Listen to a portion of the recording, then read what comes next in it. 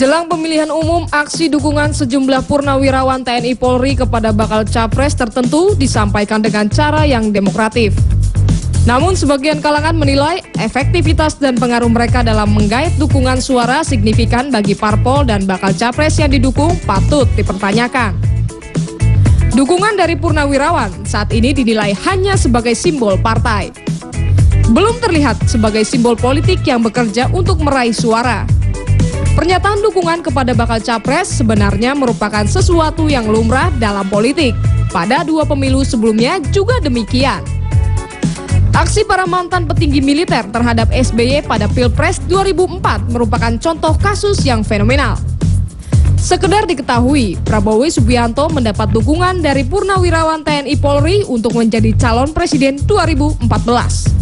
Dukungan serupa juga didapat capres dari PDIP, Jokowi. Tak hanya mereka berdua, Sutioso juga disebut-sebut banjir dukungan dari para purnawirawan beserta keluarganya.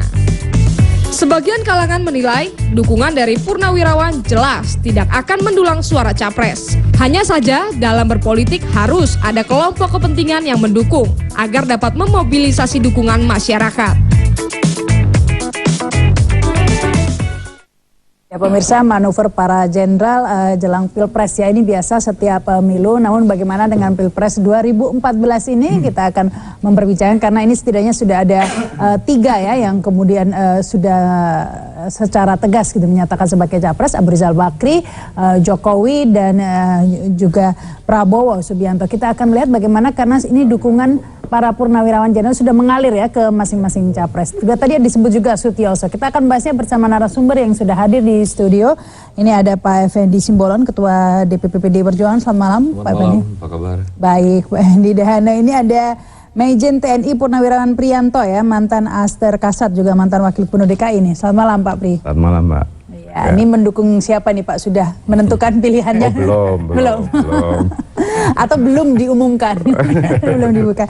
Dan kemudian ada Pak Indrias Samego, pengamat politik militer. Selamat malam. Selamat malam. Iya. Ini saya ke Pak Effendi Simbolon dulu ini ya, karena ada 2 ini tampaknya yang berhadapan-hadapan, cukup sengit begitu ya saat ini.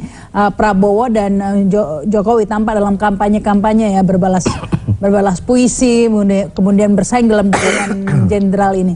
Sejauh ini sudah berapa purnawirawan jenderal ini yang militer atau ya yang menyalurkan dukungannya ke Jokowi? Ya, itu relatif ya, karena PDI Perjuangan kan partai yang terbuka, inklusif. Jadi sebelum Pak Jokowi dicapreskan secara resmi oleh Ibu Ketua Umum 14 Maret yang lalu, memang sudah banyak komunikasi dengan purnawirawan ya, TNI dan Polri, dan saya kira itu yang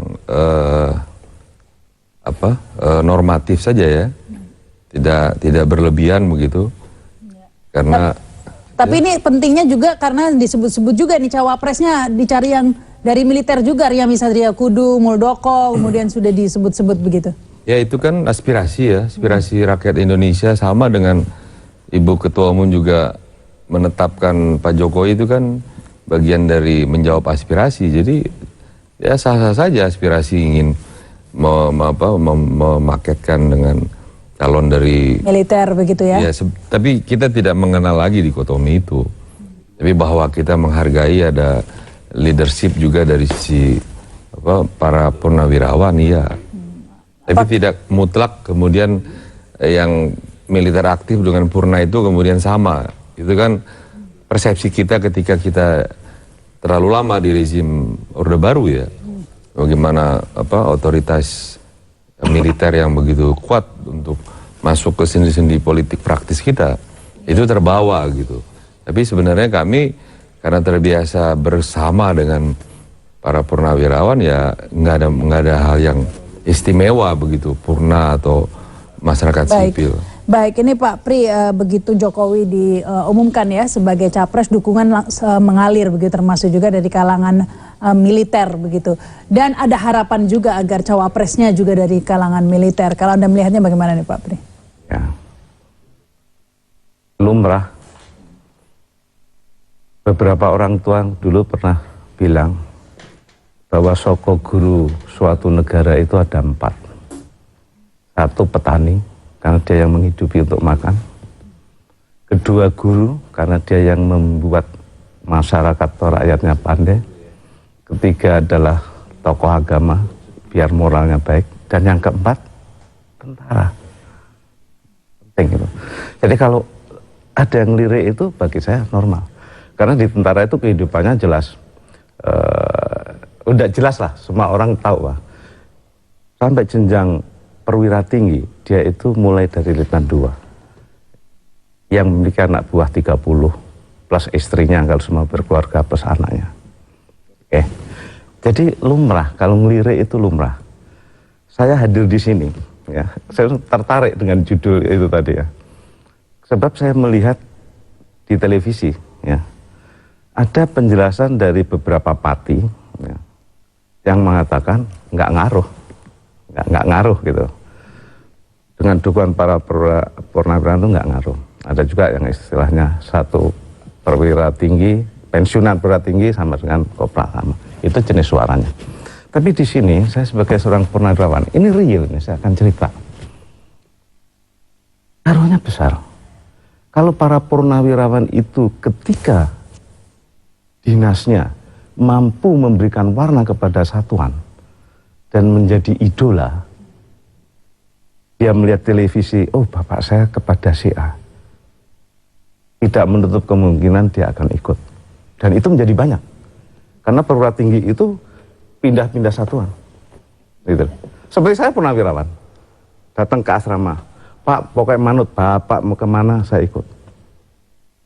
Bawa pasukan lah, pasti membawa suara juga begitu ya? Bukan pasukan, jadi ini ya purnawirawan yang di asrama. Iya pengikut, ada itu.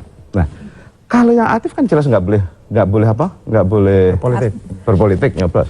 Tapi ada persitnya Mbak, ada anaknya, ada Pak Leknya, Pak D-nya. Jadi hati-hati dalam memaknai dukungan para purnawirawan itu. Jadi ini agak berbeda loh, saya dengan beberapa partai yang ada, nggak ada ngaruhnya. Bagi saya itu menghibur diri, gitu loh. Menghibur diri.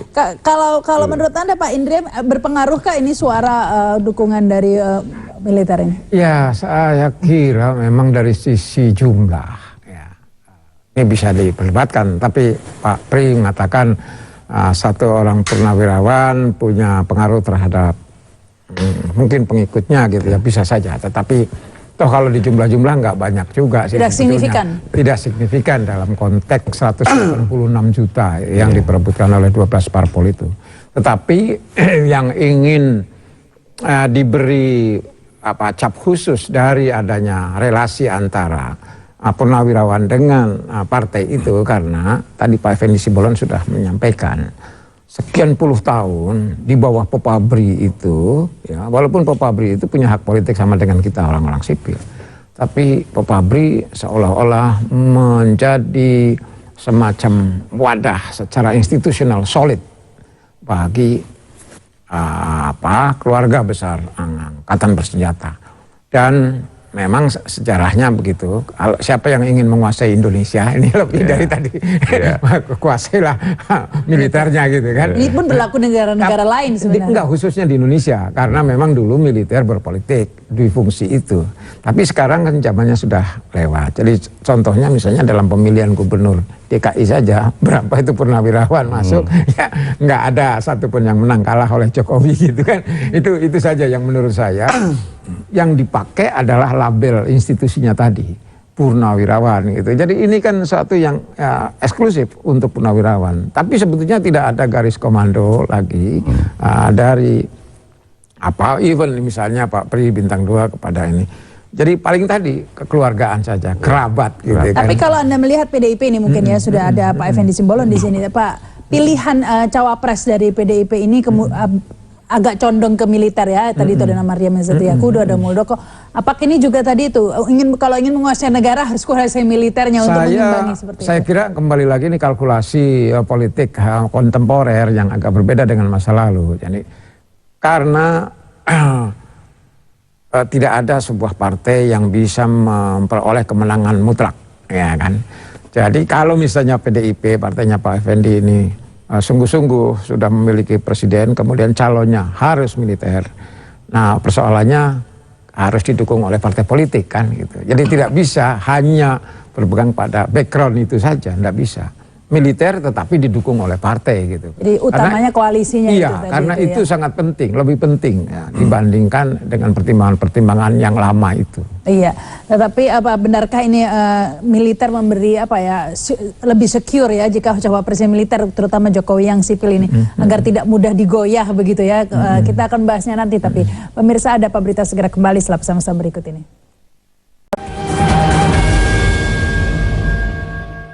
Kembali bersama kami dalam Ada Apa Berita, kita lanjutkan dialog tentang manuver para jenderal jelang Pilpres. Sudah bergabung juga nih Pak Fadlizon ya, Wakil Ketua Umum Partai Gerindra. Selamat malam Pak Fadli. Selamat malam Mbak.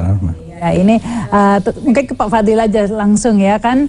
PDIP juga begitu Jokowi diumumkan sebagai capres sudah banyak dukungan dari purnawirawan ya, dari jenderal-jenderal ditujukan ke Jokowi ini. Bagaimana dengan di Gerindra ini Pak? Ya, di Gerindra juga alhamdulillah cukup banyak dukungan dari para purnawirawan dari hampir semua angkatan ya, dan saya kira dari berbagai zaman juga, termasuk dari kawan-kawan satu lifting dari Pak Prabowo Subianto. Saya kira ini satu hal yang wajar karena apalagi kalau misalnya itu purnawirawan pasti ada semangat korps juga, walaupun tentu saja purnawirawan kan bukan satu apa yang aktif gitu ya, artinya purnawirawan juga sudah menjadi sipil, paling tidak network, jaringan, dan mereka punya pengalaman teritorial mungkin ya, dan itu akan menjadi satu hal yang sangat memperkuat dukungan kepada Partai Gerindra juga gitu. Sejauh mana nih targetnya dukungan yang diperoleh dari purnawirawan ini? Sebetulnya kita kan berharap semua segmen masyarakat, mulai dari buruh, tani, nelayan, semua ya, termasuk kalangan purnawirawan yang jumlahnya juga cukup signifikan kalau di total semua gitu ya. Jadi sejauh ini kami tentu saja juga banyak purnawirawan yang kita libatkan di dalam pemenangan pemilu juga. Mereka menjadi semacam koordinator pemenangan di dapil karena tidak mencaleg pada umumnya gitu. Sehingga itu juga sangat membantu mendukung kinerja Partai Gerindra untuk menjelang 9 April ini. Baik, tapi Pak Prianto, kalau Anda lihat ini tampaknya terpecah ini ya para purnawirawan ini. Ada geng yang mendukung Jokowi, ada geng juga yang mendukung Gerindra ini. Melihat bagaimana? Purnawirawan atau perwira tinggi, terutama perwira tinggi itu juga memiliki karakter dan seni memimpin. Ya. Sehingga tidak menutup kemungkinan si A dan si B itu memiliki kepentingan yang lain sehingga memberikan warna yang lain antara satu dengan lainnya. Jadi bukan terpecah begitu? Enggak terpecah. Dengan demikian gitu kan. Ini ada kecocokan atau tidak kecocokan gitu loh. Ada. Ya. Bisa terjadi itu Mbak. Jadi masalah pilihan semata ya? Iya, pilihan semata, bukannya pecah. Gitu. Iya. Iya. Tadi aja saya makan itu 10 purnawirawan dari berbagai macam para bintang dengan istrinya gitu. Tahu, kita juga biasa aja berdiskusi karena kita akan menentukan pemimpin negara dan bangsa ini. Tidak ada perintah dari misalnya grup atau kelompok-kelompok begitu? Kita berargumentasi, si A itu seperti ini loh, si B seperti ini. Jadi bebas saja ini? Iya, sebab gini, kampanye itu pada hakikatnya kan, ya taruhkan dua aja, menyampaikan tentang dirinya, melegitimasi tentang dirinya apa, dan kepada lawan tentunya didelegitimasi kan mestinya. Terus cerita, si A itu masa lalu seperti ini. Itu untuk diumumkan, bukan menyindir, bukan mencaci ya. Gini loh, kalau Anda akan memilih si A gini, seperti ini. Itu yang kedua. Habis itu yang ketiga, itu tadi Pak Fadli itu. Mengumpulkan para purnawirawan sama dengan mengumpulkan para petani. Itu kekuatan. Walaupun Bapak Profesor dengan sedikit, tapi nanti kalau setelah head to head 2 gitu, selisih 100.000 ya tetap menang yang 100.000. Gitu loh. Iya. Jadi walaupun sedikit, kalau ini komponen bangsa, menurut saya sangat berharga. Itu kalau dalam pemilihan suara ya Pak Indra. Tapi bagaimana dalam ketika dipilih ini, apakah purnawirawan ini masih bisa memberi kontribusi ya untuk memperkuat kekuasaan begitu? Ya sebetulnya kalau sudah dipilih sih siapa saja bisa purnawirawan, apalagi dengan plus tadi. Salah satu keunggulan purnawirawan di masa lalu, kenapa masuk politik, karena mudah dimobilisasi, ya, tergantung komandan gitu kan. Beda dengan orang sipil, itu kelebihannya. Tetapi saya ingin beri catatan bahwa di era Pak Harto berkuasa yang sangat kuat saja, purnawirawan sebetulnya tidak terlalu solid. Ada Ya di dalamnya ada manuver-manuver ya. Even yang aktif pun kalau membaca bukunya David Jenkins, Soeharto and His Generals gitu kan, generals. Jadi ada 3 jenderal. Cuma menghadapi civilian, ini mereka bersatu. Di dalam mereka macam-macam gitu kan. Seperti sekarang ada yang pro, misalnya tentara memilih sekarang, ada yang sudah tentara tidak boleh memilih. Hal-hal semacam itu, perbedaan itu biasa. Apalagi di dalam konteks sekarang, di mana partai itu seperti shopping center gitu ya, masing-masing menjajakan. Jadi wajar saja kalau baru 3. Belum saya misalnya tanya, ada PPAD kemana? PPAD nggak ikut ini. Pak Suryadi, Kiki Sanakri gitu kan. Masih banyak kelompok yang lain. Tapi kita kan punya sejarah ya, ketika sipil misalnya Gus Dur begitu mudah dikudeta setelah terpilih. Nah, apakah sekarang Jokowi juga sipil begitu? Dengan saingan terberatnya ini Jokowi, Prabowo juga dari militer begitu. Apakah ini menjadi titik lemah Jokowi jika kemudian cawapres yang dipilihnya sipil juga bukan militer begitu? Ya, itu perhitungan tadi saya katakan, perhitungan kalkulasi politis betul. Ini persoalan koalisi. Bahwa seorang SBY saja yang dipilih oleh lebih dari 60% masih membutuhkan dukungan partai, apalagi kalau kurang dari itu gitu ya. Tapi Budiono bukan? Ya, Budiono tidak. Ya, Pak Budiono kan itu sungguh-sungguh pilihan para pakar, sebagaimana dilaporkan oleh Saiful Mujani gitu kan. Para pakar memilih itu. Saya tidak memilih Budiono walaupun sama-sama Gajah Mada. Saya milih somebody else. Gitu. Nah, tetapi Pak SBY pegang itu. Ini hasil dari suara mayoritas pakar. Nah, karena Pak SBY merasa dia sudah sangat kuat, sehingga mencari yang penting wakil presiden. Nah, tapi kalau sekarang betul-betul presiden yang terpilih ini kan kita belum tahu ya. Tetapi mungkin di bawah 60% mungkin perolehannya gitu, di bawah SBY. Meskipun ini tadi disebutkan ya Pak Effendi harus koalisi ya, mengingat situasinya memang tampaknya berat untuk tanpa koalisi. Tetapi dengan di kemungkinan besar akan berhadapan-hadapan dengan Prabowo begitu ya. Apakah ini kemudian menjadi syarat yang diutamakan agar dari militer begitu sebagai pasangan Jokowi nanti? Ketika Ibu Megawati sudah menetapkan, memandatkan kepada Pak Jokowi, maka sebenarnya itu sudah menjadi milik bersama ya. Pak Joko Widodo itu tidak lagi milik PDI Perjuangan, karena itu PDI Perjuangan hanya ingin memastikan bahwa kami dapat mencalonkan, ya, memastikan untuk mencalonkan Pak Joko Widodo untuk Pilpres yang akan datang. Tetapi hanya PDI Perjuangan saja kan tidak cukup untuk menghantarkan beliau menjadi pemimpin negeri ini. Nah, ketika Ibu Megawati menjawab harapan itu, tentu kita membutuhkan dukungan dari mana saja, termasuk dari para pemimpin yang ex dari petinggi militer, termasuk yang tidak petinggi sekalipun, karena mereka juga bagian dari warga bangsa yang memerlukan pemimpin ke depan, sosok seperti Pak Joko Widodo. Jadi kami sangat terbuka dan membutuhkan koalisi itu dengan siapa saja. Jadi termasuk partai-partai tentu yang garis ideologinya sama dengan garis ideologi di partai PDI Perjuangan gitu. Ini kalau Gerindra bagaimana ya pertimbangan nanti cawapresnya, apakah karena Prabowo sudah jadi militer maka ini lebih cair begitu? Ya, kalau konfigurasi politik nanti akan kita lihat tentu setelah 9 April ya. Dan di situ kita akan lihat komposisinya seperti apa, kemudian sejauh mana, dan saya kira masyarakat juga perlu kita libatkan, terutama aspirasinya seperti apa. Saya kira dalam kasus Indonesia sekarang ini kita masih memikirkan faktor-faktor latar belakang. Latar belakang itu masih sangat determinan gitu ya. Mungkin dalam 2-3 pemilu yang akan datang itu tidak terlalu penting, lebih kepada orangnya gitu ya.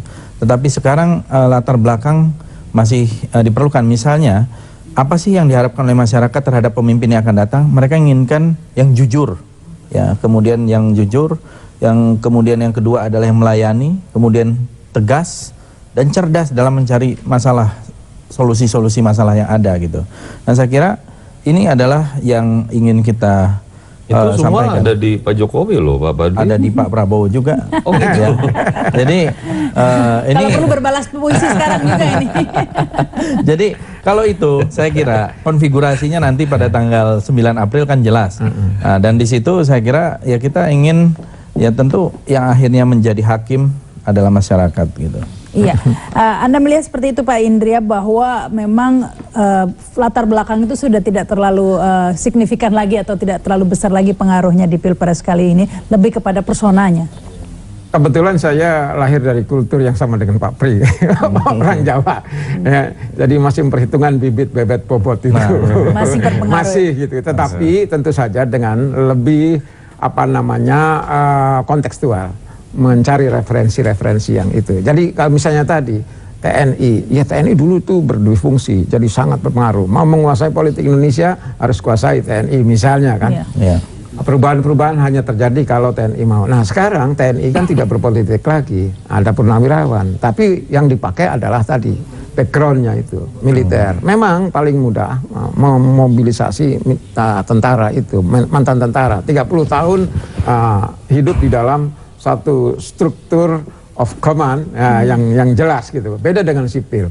Jadi itu pertimbangan-pertimbangan. Tapi seberapa jauh itu kemudian efektif, saya kira lebih banyak ditentukan oleh nanti, betul Bung Fadli bilang 9 April. Jadi kita ini kan baru spekulasi-spekulasi. Tapi nanti siapa tahu terjadi pendekatan-pendekatan baru yang berbeda sekali dengan asumsi-asumsi sebelumnya gitu loh. Baik, ini kita akan lanjutkan lagi, kita harus break dulu pemirsa, ada berita segera kembali. Kembali bersama kami dalam Ada Apa Berita, kita lanjutkan diskusi tentang manuver para jenderal jelang Pilpres ini. Saya ke Pak Pri ya, kita tahu sejarah kita juga dari beberapa presiden memperlihatkan betapa penting sebenarnya dukungan dari militer atau tentara ini. Pak Harto ketika jatuh juga disebut karena ketika itu tidak mendapat dukungan dari tentara. Kemudian ada beberapa kerusuhan dan peristiwa-peristiwa politik lainnya. Nah, menurut Anda apakah di 2014 ini dukungan militer juga diperlukan bagi presiden yang terpilih? Ya, saya katakan tentara tadi sokok guru negara, memerlukan mesti. Dalam konteks apa? Kalau ada kelompok-kelompok yang ingin menumbangkan pemerintahan yang sah berdasarkan Pancasila dan Undang-Undang Dasar 45, perlu. Gitu. Tapi yang perlu saya garisbawahi, kalau tadi mungkin pemirsa mendengar, Gus Dur itu bukan dikudeta sama tentara, Mbak. Itu tadi ya, tolong diralat. Enggak. Karena dulu memang mengapa tentara tidak mendukung, kalau nggak salah Panglima TNI Pak Harto, karena beliau mengatakan dekret ini nggak bagus, gitu loh. Jadi nggak didukung, kan kudeta. Karena pilihan tidak mendukungnya. Ya. Sekarang kaitannya yang tadi, panjang, tentara tadi. Tentara itu bukan karena dia profesinya tentara, tetapi mari kita lihat. Kalau tahu orang memilih tentara, itu karena dia, menurut saya loh ya, menurut saya, mohon maaf. Dia Letnan 2, usia 21 memimpin 30 orang. Naik letu, tambah lagi. Kapten sudah 150, begitu seterusnya. Jenjang kepemimpinan jelas. Ya. Gitu loh. Ya mohon maaf loh ya. Ya. Nah, itu. Jadi milihnya tentara itu bukan karena profesinya. Karena jelas karakter dan pembinaannya. Nah ini juga jadi pertanyaan nih, kalau Jokowi jenjang kepemimpinannya nih tidak bagaimana dia kalau militer kan jelas tadi memimpin. Nah ini bagaimana kalau dari sipil? Militer jelas, ini lebih jelas. Mengawali. Kan banyak mempertanyakan ini kan karena lihat saja sekarang di Solo dan Jakarta, kan kita tidak perlu mencari-cari pembuktian. Apakah sekarang lebih tertib birokrasi di Solo dan Jakarta? Itu kepemimpinannya sipil loh. Dan kita, komitmen kita reformasi itu, kita kekitohnya itu kepada masyarakat sipil ya. Jadi itu udah masa lalu lah. Kita tidak perlu lagi bawa ke era sekarang. Tidak relevan lagi dikotomi militer sipil, tapi bahwa kepemimpinan ex purnawirawan itu pasti mempunyai leadership.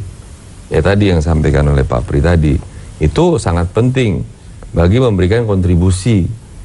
Kan kita menyelenggarakan negara ini kan nggak bisa satu kelompok saja.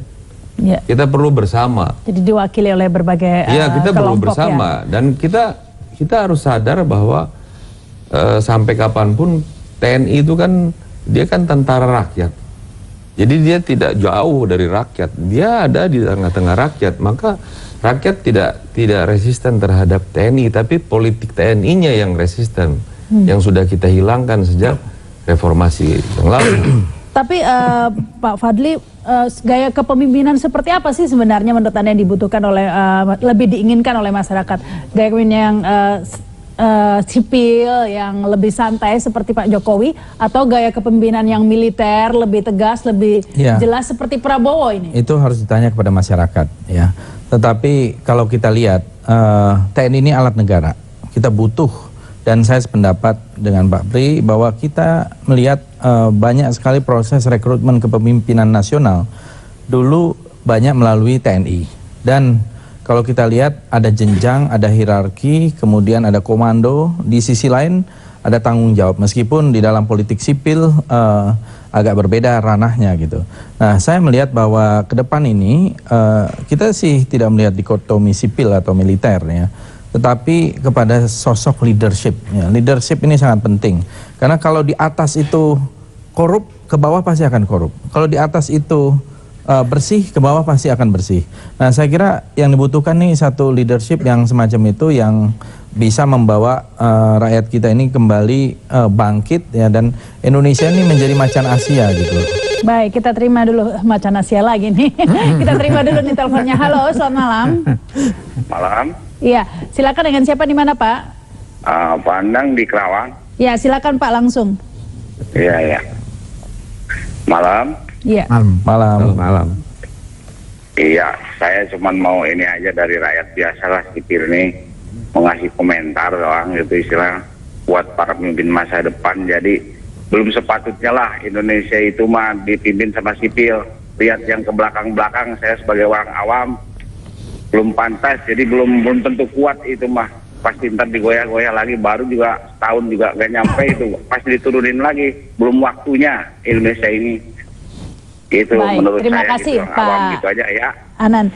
Iya, terima kasih selamat malam. Mungkin ini ada Pak Indra di komentari ya, sebelum yang lainnya. Ada kekhawatiran itu lebih mudah digoyah kalau sipil saja tanpa ada dukungan militer. Ya, sebagai pendapat ya kita harus akui, kita terima itu pandangan gitu kan. Tapi tidak berarti itu menjadi hukum besi kita. Saya kira di dalam masyarakat yang semakin maju demokrasinya, kita mulai mengurangilah persoalan-persoalan itu, apalagi dikotomi sipil militer. Nah, jadi buat saya yang penting siapapun yang dipilih oleh rakyat, nah, kita anggap sebagai pemimpin kita.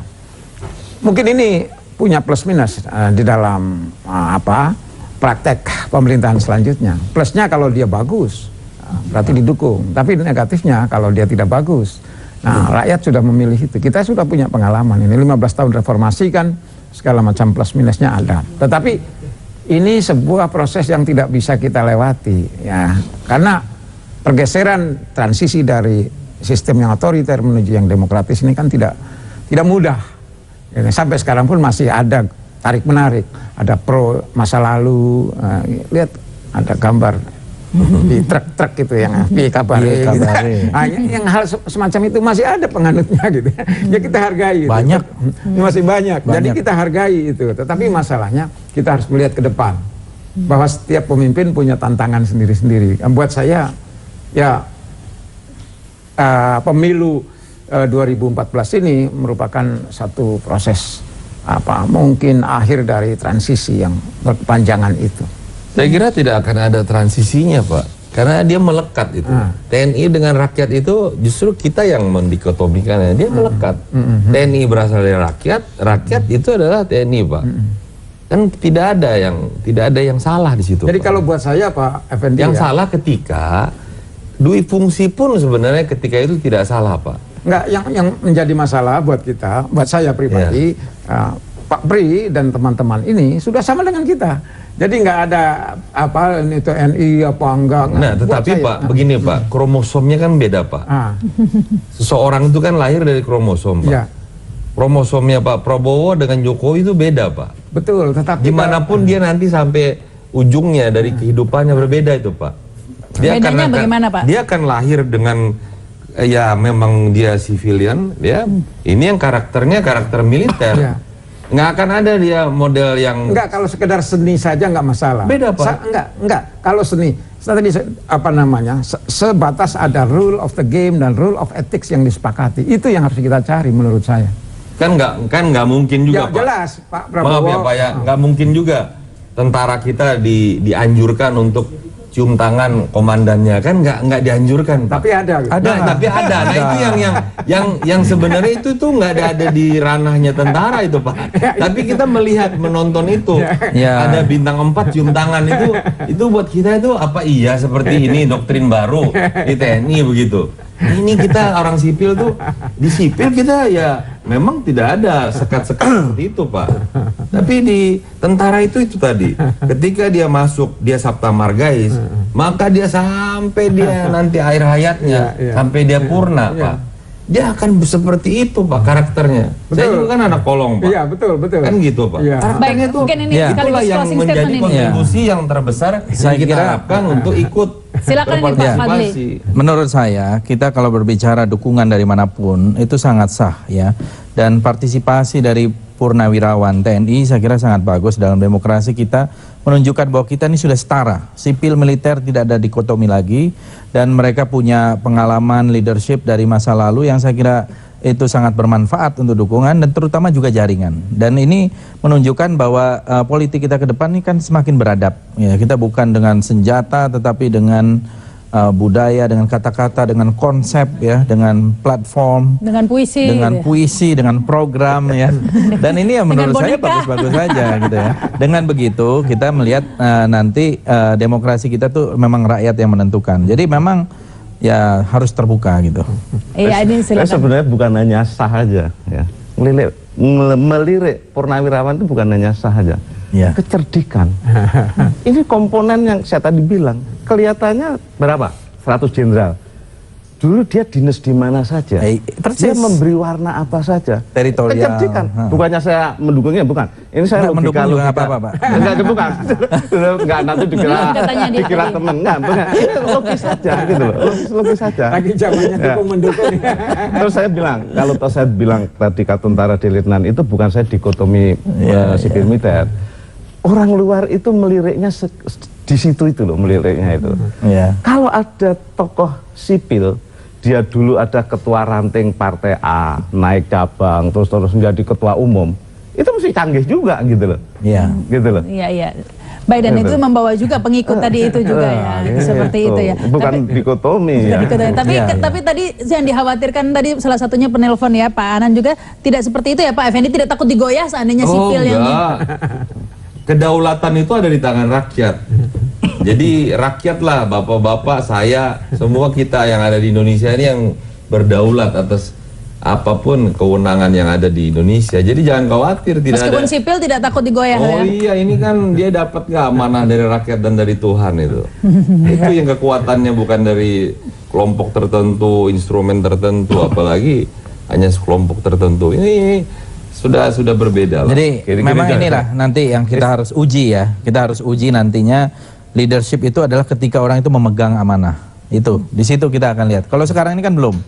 Nah, kalau dia memegang amanah seperti apa? Jangan sampai orang seperti itu dulu. Joseph Estrada itu luar biasa populer, 80% popularitasnya. Tapi kemudian dalam 2,5 tahun terjungkal ya, oleh dirinya sendiri, bukan dijungkal ketika itu oleh ini. Kita ingin leadership ini bisa membuat Indonesia ini stabil sehingga masyarakat itu bisa berusaha, bisa menjadi menjadi Indonesia yang baik, yang sejahtera, yang makmur gitu kan. Stabilitas juga penting ya. Yang amanah dan tidak bohong begitu ya. Ya, itu tambahan.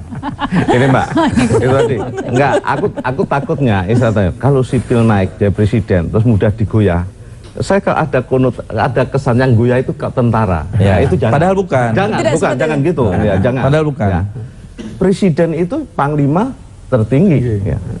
Ya. Menang memerintahkan TNI itu. Ada kekuasaan Untuk di beliau perang itu. maupun Kalau damai. sejarah- Tapi kalau Balilo Loh, makanya cuman kalau ini presidennya itu nggak genah dalam berbagai hal, ya mesti dikoreksi. Gitu. Nah, sejarah politiknya tentara kan itu sebagai stabilisator ya. Iya. Jadi dia ada di mana-mana gitu. Tadinya saya bayangkan, oh Kiflan Zain masuk P3 gitu kan. Kemudian Iya. sama lagi masuk Gerindra. Wah, dia satu ideologinya. Tentara ada di mana-mana, tapi satu gitu kan, sejarahnya begitu. Tapi sekarang ya nggak tahu lah, masing-masing punya kepentingan. Tapi saya kira di satu sisi kelebihannya, komitmen kepada merah putih dari kaum purnawirawan ini tidak diragukan, saya kira itu. Baik, terima kasih nih, sayang sekali waktunya sudah habis ini ya. Terima kasih Pak Fadlizon, Pak Hendra dan Pak Pri dan juga Pak Effendi Simbolon. Dan pemirsa, ada berita masih akan terus berlanjut hingga pukul 11 malam nanti. Terima kasih nih Bapak.